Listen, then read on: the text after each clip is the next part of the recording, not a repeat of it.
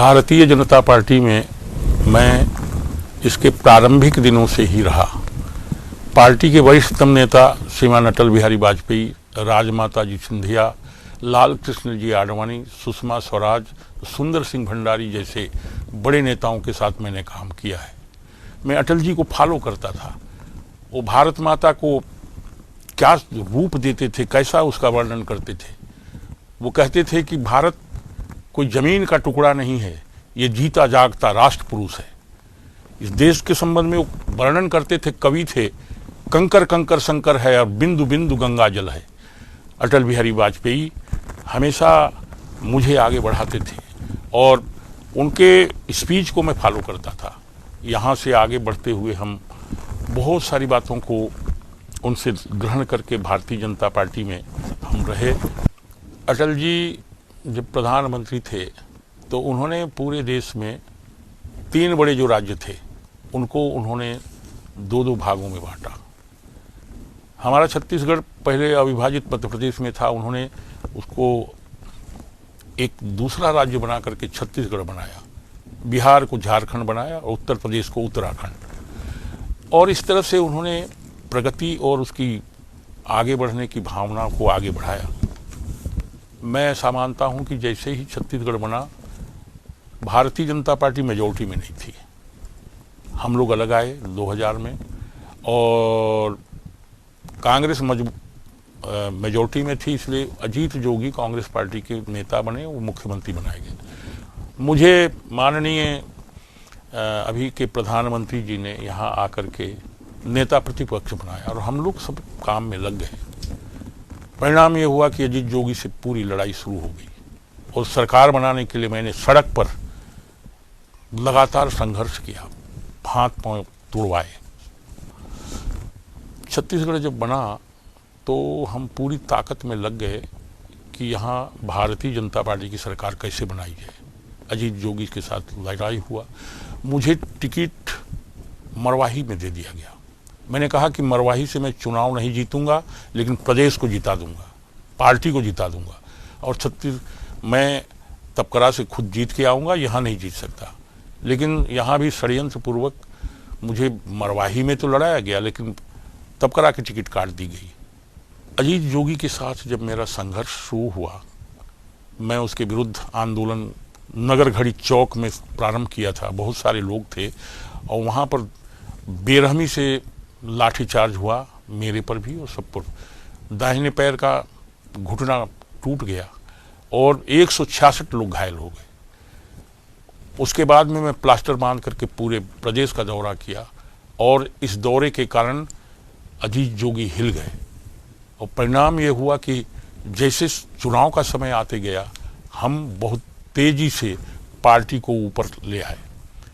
जब सरकार बने चुनाव हुआ तो भारतीय जनता पार्टी विजयी हो गई, लेकिन वहाँ मुझे आकर के बताया गया पार्टी के नेताओं के द्वारा, क्योंकि मुझे एक टिकट काट दी गई थी, कि बोले मुख्यमंत्री आपको ही बनाना था लेकिन आप चुनाव नहीं जीत पाए। और परिणाम ये हुआ कि किसी अन्य को बना दिया गया और लाठी डंडा, मेहनत, परिश्रम हमने किया और हमको किसी भी प्रकार के किसी दायित्व से वंचित कर दिया गया। सबसे एक महत्वपूर्ण बात है, उस समय जब भारतीय जनता पार्टी की सरकार थी, उसके निर्माण में सबसे बड़े एक हमारे योजनाकार, लड़ाकू और तेजस्वी नेता थे दिलीप सिंह जूदेव। बंधुवर दिलीप सिंह जी अपने मूंछ को दांव पर लगा करके कहा कि अगर सरकार नहीं बनेगी तो हम मूंछ एक तरफ काट देंगे, और उन्होंने बहुत परिश्रम किया।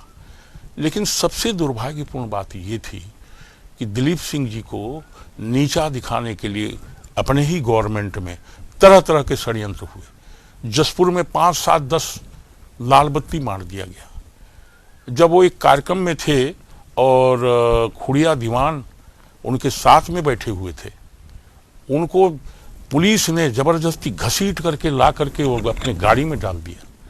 कोई कार्रवाई नहीं हुई उस समय, और केवल ये काम दिलीप सिंह जी को नीचा दिखाने की दृष्टि से किया गया। दिलीप सिंह जी चाहते थे कि वहाँ प्रगति भी हो, विकास भी हो, लेकिन वहाँ पर उनको कैसे किनारे किया जाए केवल ये कार्यक्रम हुए, प्रगति बिल्कुल रोक दिया गया। बाद में उनकी जब प्रतिमा वहाँ लगाने का बात आया, उसके लिए भी कितना संघर्ष करना पड़ा ये सभी लोग जानते हैं। वो सरकार ऐसा चल रही थी कि भाई कोई कार्यकर्ता की जरूरत नहीं है, ब्यूरोक्रेट सब काम कर लेंगे। ये उस समय का बात था। दिलीप सिंह जी हमारे प्रिय भाई इस बात का विरोध करते थे कि ठीक है कार्यकर्ता भी काम करेंगे, ब्यूरोक्रेट्स तो करेगा ही, लेकिन उनकी इस बातों को सुना नहीं जाता था और हमेशा किसी न किसी रूप में उनको कैसे नीचा दिखाया जाए ये कोशिश होती रही। दिलीप सिंह जी ने कहा कि ये तो प्रशासनिक आतंकवाद जसपुर में फैला हुआ है, इससे कैसे कार्यकर्ताओं को बचाया जाएगा, यहाँ काम कैसे होगा। लेकिन इस विषय पर कोई चर्चा नहीं, कोई बातचीत नहीं हुई, किसी प्रकार का इस पर संज्ञान नहीं लिया गया।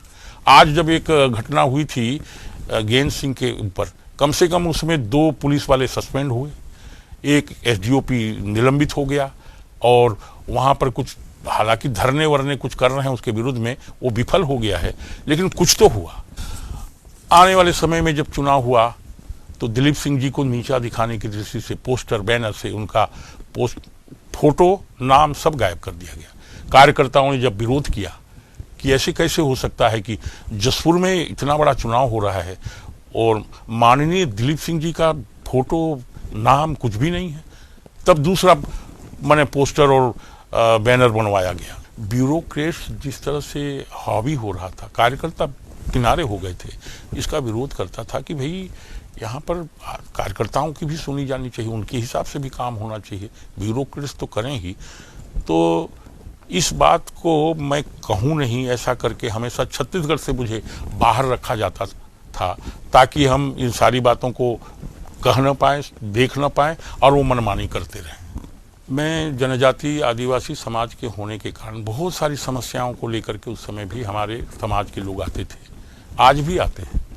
तो मैं उनकी समस्याओं के समाधान की दृष्टि से हमेशा कहता था कि भैया ये जो जनजाति वर्ग है इसका समाधान भी होना चाहिए। जो मंत्री हैं और बड़े मंत्री लोग हैं उनको बोलता था, लेकिन उस समय मेरे विरुद्ध में एक बात कही जाती थी कि आदिवासियों की मीटिंग करके ये तो हमेशा आदिवासी मुख्यमंत्री की बात करते हैं और लोगों को भड़काते रहते हैं।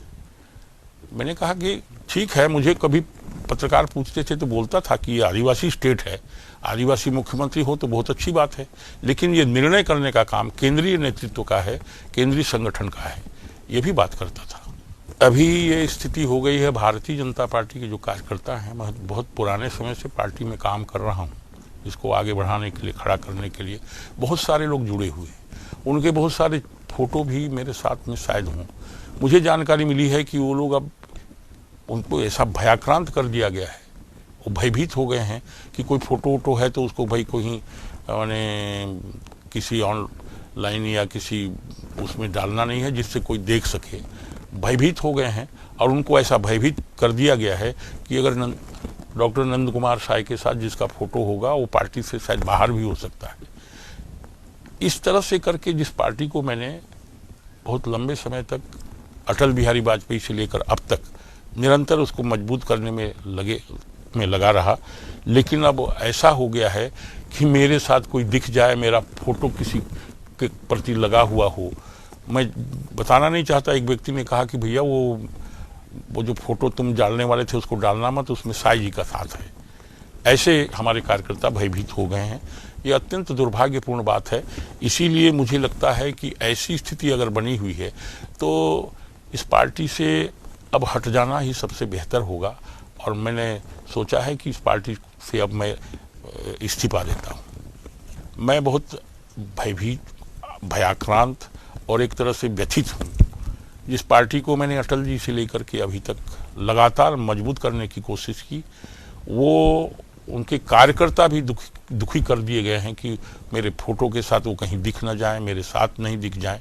इसीलिए मैंने निर्णय किया है कि अब भारतीय जनता पार्टी के प्राथमिक सदस्यता और सारे पदों से जिसमें भी मुझे रखा गया है उससे मैं इस्तीफा देता हूं। और इतने दिनों तक मैं रहा, जो संगठन में लोग हैं उनको कहता हूं कि आप पार्टी को ठीक से चलाइए। मैं इसकी प्राथमिक और सभी पदों से आज इस्तीफा दे रहा हूं।